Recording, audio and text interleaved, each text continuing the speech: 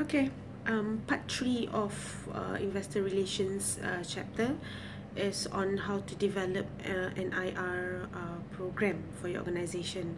Now, number one is to understand how, yeah, and where does investor relation fit in your organization.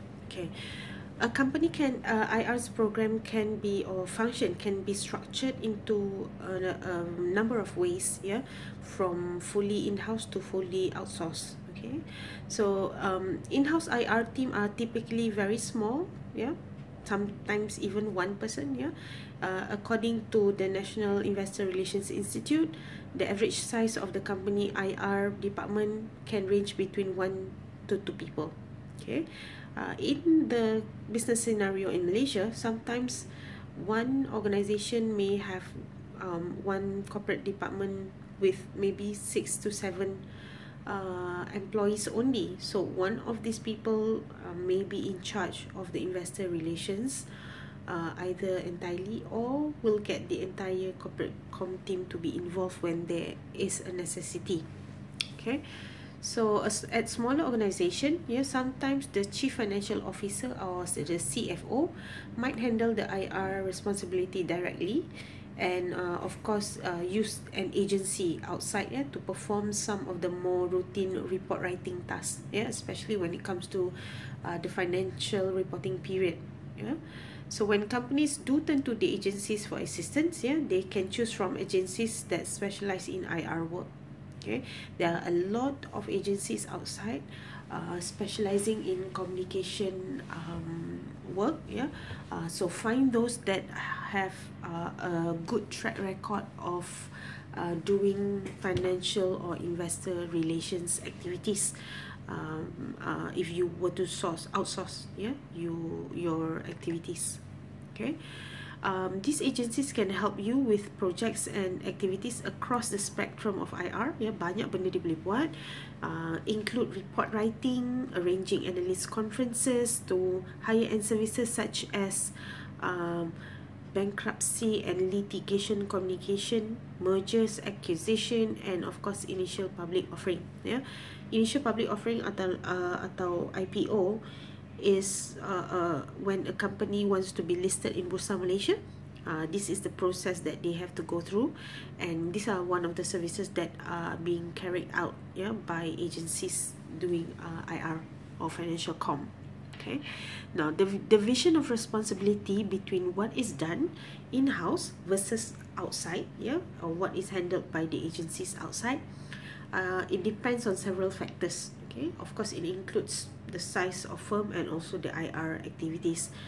The bigger and larger it is, the more probability of it being outsourced, yeah, and being done by people from the agencies outside.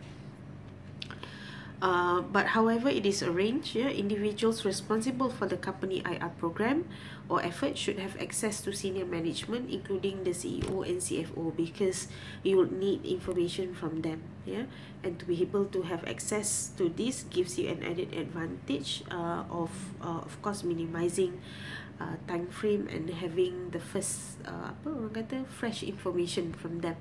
Okay, so given the increasing overlap in IR and areas like media relations, etc., in some organization, IR and PR are linked, as I've mentioned earlier, or they are part of the same group. Okay, and now in developing an IR program, you must always remember it is very important to strategize so that you can use IR to add value to your organization. Okay, now the investor relations function assumes a marketing role, yeah, with respect to a company's stock, which involves much more than producing and distributing annual and quarterly report, because it also includes responding to shareholders' inquiry, sending information to security analysts, and having been asked to do that, IROs must be proactive, and you must also have some reactive roles in the organization. Okay, proactively, IROs, they target investors to market the company's share, and to provide regular information, updates and explanation, and the performance to the marketplace. Okay, this if you are in the sense of you are trying to market the stock of your organization. Proactive communication, of course, goes beyond traditional analyst calls. It includes, again, as I mentioned, things like field trip for analysts, portfolio managers to better understand the organization's outlook and also future prospect. Okay, very similar to media relations, like when we bring in media for tours in our organization, we all can also plan for plant tours and meetings, or lunches with key companies executive, and provide the investors and potential investors with a true feeling for the company and also its management. So if you have targeted or identified your potential investors, organizing lunch and also tours into the organization will help them have a feel of the organization, and the familiarization process. Okay, IROs must also craft communication strategies in response to certain internal and external events. Internal events such as mergers, acquisition, or the sale or part of the businesses allow time to confer with the CEO and CFO.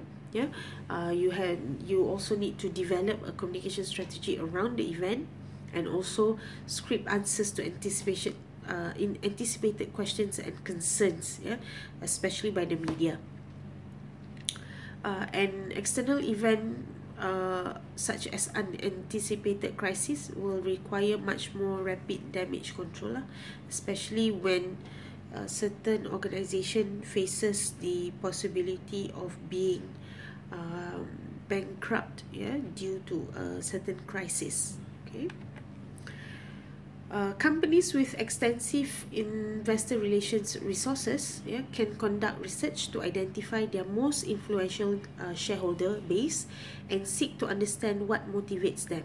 Because when you understand what motivates them, you can craft and tailor messages that are closer to them, that are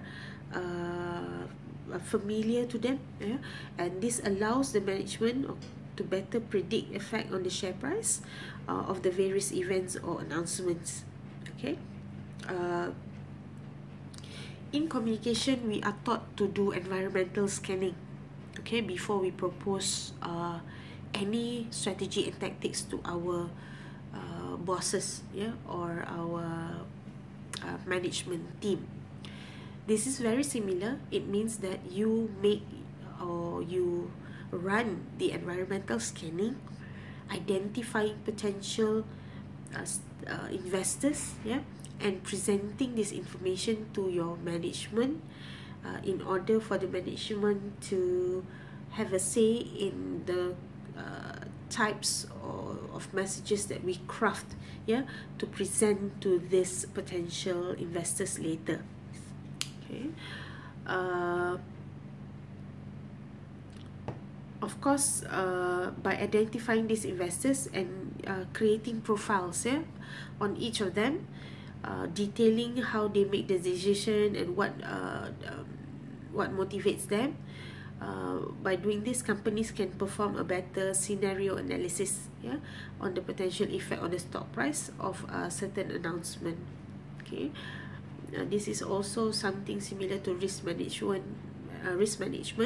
whereby you sit down, brainstorm, list possible crises, possible risks, and then come up with plans to hedge those risks. Okay, and also to manage those risks if it happens to hit the company. Okay. If necessary, management can modify these plans to bring them in line with the desire of the key shareholders, and at the same time minimize negative effect on the stock price. Okay, if there are anything that is happening in the economy situation now in the country, scan the environment, look out for potential factors that may hit your organization, craft appropriate message, send out to your investors in the hope that they will keep investing in your organization rather than pull out their investments. Okay, that is basically the idea, yeah, of doing it. But when a crisis hits, yeah, of course, it is unexpected, yeah, or a company undergoes some structural changes that the market reacts to very negatively. Investors have already lost money at that point of time, yeah, because the stock price usually adjusts downwards almost instantaneously. Okay? This is the time where you need to convince the shareholders to either join in the selling, or they can continue to hold the company's stock price in the hope that it will recover, yeah, soon. Okay, but it is your responsibility to ensure that the shareholders do not sell, yeah. And some of the things that you do is you need to prepare, of course, swift, and honest communication for the investors, especially when the stock price starts to spiral downwards. Okay, don't let them know from the media, don't let them know from any third party sources. Ensure that bad news like this, yeah, comes from you as the investor relations officer in charge. Management must also help to identify the problem or perceived problem, what causes it, and also most importantly what the organization is doing to address, yeah, that problem. People may not blame you on certain crisis or problem that hits you unexpectedly, but they will blame you if you don't take action towards it. So prompt and swift action and proper effective communication in times of like this are very important, especially to people who invest in your organization. Okay, so in these types of damage control situation, channel choice of communication matters a lot. Okay, either you want to use a webcast or conference call with the CEO and CFO, PC, online, live on Facebook, live on Instagram, etc. I think is the best way to approach your shareholders in times of crisis, as opposed to sending out press releases. Okay, because now it's all about digital media. Of course, you cannot have all detailed information through this avenue, but you can issue a press release in detail and post it on your website and also social media accounts. That way people don't lose out on important information, or you do not open room for people to speculate further, right? So similarly, when a company is not performing as well as it should, it is your task as an IRO to communicate to this analyst and investor what the management is doing about the situation. Okay, they want to know what you're doing about the situation, because this openness and this transparency in communication will definitely be in the company's best interest. Yeah.